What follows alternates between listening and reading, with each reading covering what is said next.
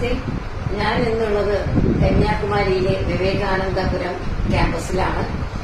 ഞാൻ ഒരു ഒരു വളരെ അഭിമാനത്തോടു കൂടിയാണ് നിങ്ങളുടെ മുമ്പിൽ ഒരു കാര്യം അവതരിപ്പിക്കാൻ പോകുന്നത്.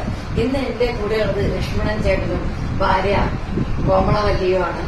അപ്പോ എന്താ ഇത്രയ്ക്കും വിശേഷപ്പെട്ട കാര്യം എന്നല്ലേ നിങ്ങളൊക്കെ ആലോചിക്കുന്നത്?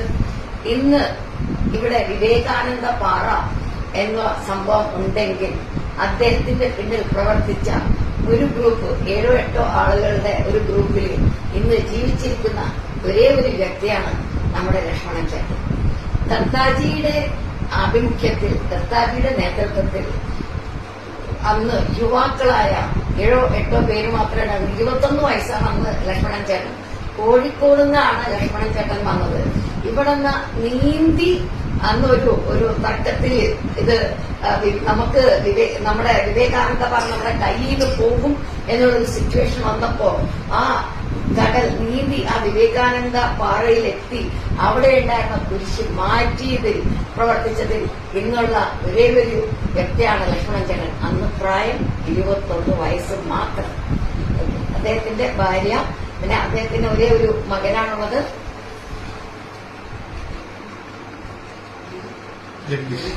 ജഗദീഷ് എന്നാണ് അദ്ദേഹത്തിന്റെ പേര്. അപ്പോ ലക്ഷ്മണൻ ചേട്ടനോട് ഇദ്ദേഹത്തിനോട് ചോദിക്കാം, നമുക്ക് എന്തെങ്കിലും പറയാനുണ്ടോ?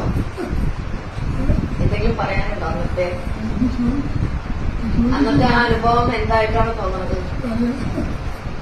അന്ന് പണ്ട് കഴിഞ്ഞാണ് വന്നത്.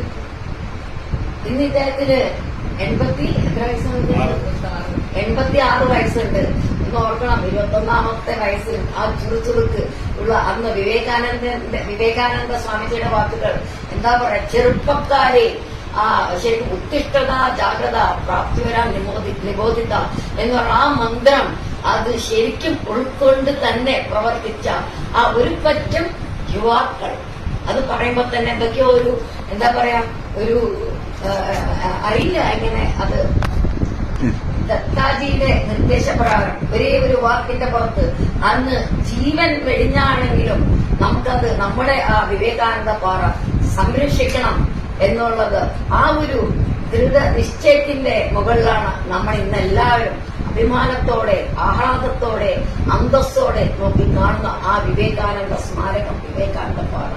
മറക്കരുത്, അന്ന് പ്രവർത്തിച്ചവരുടെ ആ പ്രയത്നം, അന്ന് ആ പ്രയത്നിച്ചവരുടെ ആ നിശ്ചയദാർഢ്യം അത് ഒരു മാതൃകയാക്കിയിട്ട് മുന്നേറാനുള്ളതാണ് നമുക്ക് എല്ലാവർക്കും തന്നെ.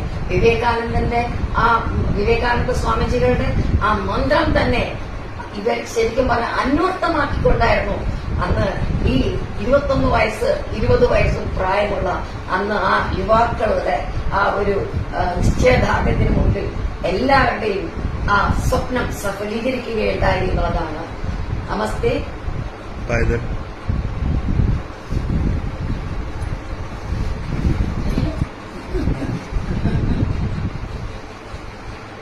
ചേച്ചിയുണ്ട്, ചേച്ചി കോഴിക്കോട്.